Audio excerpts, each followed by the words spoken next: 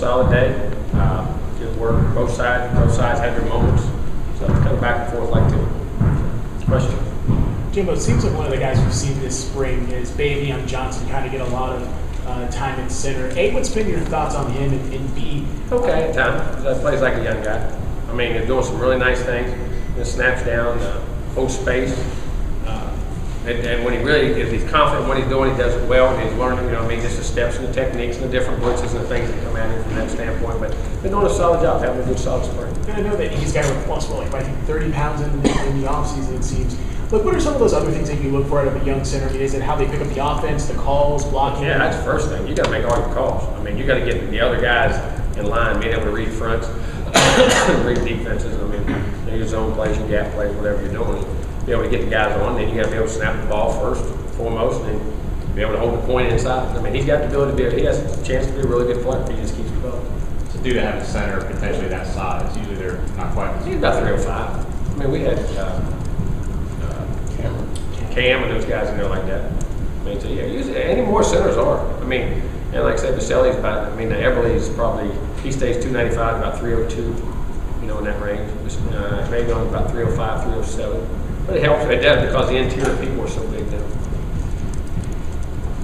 In general, how have some of those new pieces on the O-line, guys like him, Josh Ball, how have they done handling the spring overall? Okay. I mean, they're learning. I mean, they're talking about redshirt freshmen now. I mean, doing good. But Josh is good. I had to sit back the other day with being hurt. Juwan's getting a lot of reps in there. Fripp doing some good things at guard. I really like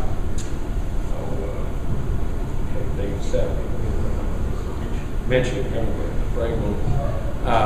really in his pass protection on how to set solid. And those guys, the big thing is when you don't chase on the offensive line and create seam. When your gap is not going or your guy being able to step back and help, and those guys are really understanding that part of it. I think he's done some really nice things there. Rook was actually had a very good deal. Ricky was playing very solid. Just pulled a hamstring blocking somebody. I mean, it's actually more of a groin type deal. Just sitting down blocking, pass blocking, and just had a deal there. But I think hopefully he'll be back in a couple of days and hope. But they've done a nice job in it. I'm good seeing get Robbins back out there today. He had that ham from out from off-season program. He had a slightly pulled ham, and I say slightly, but hamstrings are bothersome, take a while. But he got back out there today. It's good to see him. When you see these guys kind of progress the way they have, I mean, what's it like for you to see that, knowing that, hey, in a few months' time, you could be. Well, we still got a lot of work to do. I mean, you still got a lot of work to do. I mean, any time, I don't care whatever O-line you talk about, whether it's experienced or not coming back, whatever. O-line is a constant communication, changing thing of people, how they do stuff. It's one of the hardest positions to teach and coach by far. Because like I said, on offense, it's so much harder to be good on offense than it is on defense. And the timing, the rhythm, and the communication and things that got to go on. And those guys up front are learning and get better. And but that's always, I mean, no matter, you had experienced guys or not, that O-line is a constant communication deal. And then you got to communicate with the backs and make sure the tight ends and everybody else are on page too, because who they pick up and all those things. But it's been pretty solid from the side. Jimbo, you mentioned Rubel. How's he get at that left tackle spot? He's playing right tackle. What's that? Oh, right tackle. Yeah, he's playing right tackle. Okay. He hasn't played well. He's got bigger, stronger, holds a point better, got a little more juice. But been playing solid. What are you doing at left tackle? Who's working? Juwan and Josh Ball. How's Ethan doing at left guard? Good. And he had an ankle. He had to play with a banged up ankle. He twisted a couple of days ago. But then he got to play today. It's a nice thing.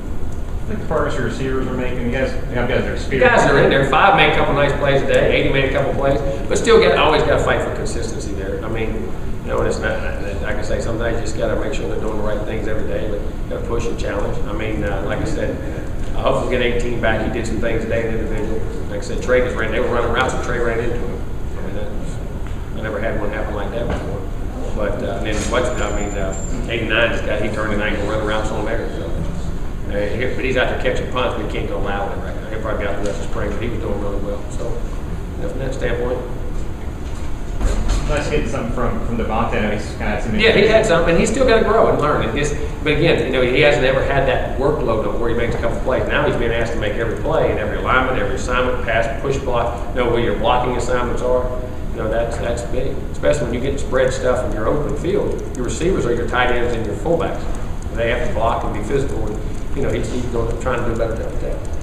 On the defensive side of ball, the defensive end, obviously trying to find someone to replace DeMarcus. Have you seen anything that you like?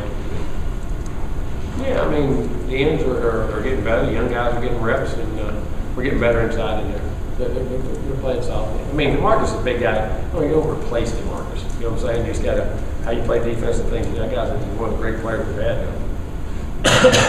Typically, how does a second scrimmage in the spring differ from a first? I don't know. That'd be interesting to see. I mean, sometimes they've been better, sometimes they've been bad. I mean, that all goes. It just depends on, you got to keep the mindset of your team.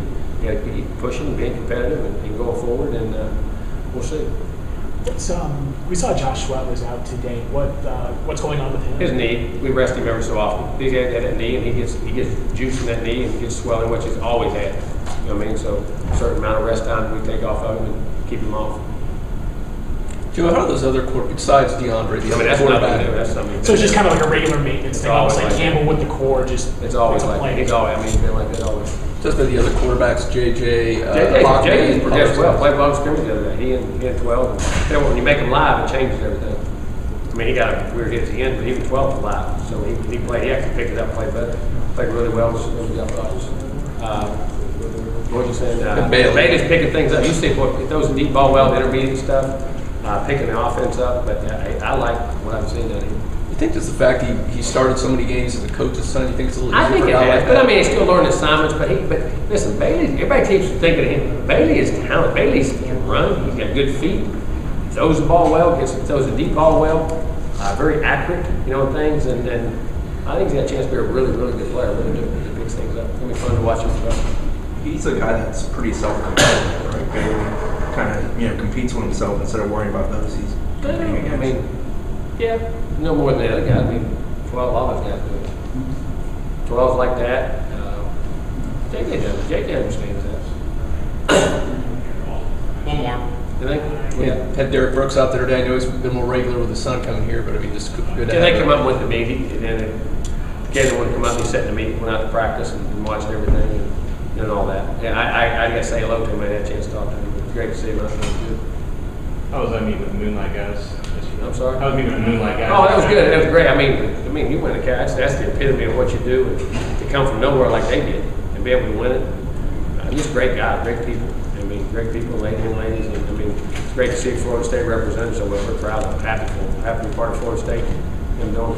So he's going to put you in a movie? Yeah. I'd be a heck of an actor with it. Would you be MD Fisher? Huh? Would you be MD Fisher? Yeah. I don't know what I'd do. Thank you. Like our videos? Then you'll love being a premium member of Warchant.com with exclusive access to breaking news, insight, and analysis from the best on the beat. Enter the promo code WARCHANT30 on our sign-up page and get exclusive premium access for free for the next 30 days. Warchant.com, your ultimate Seminole sports source.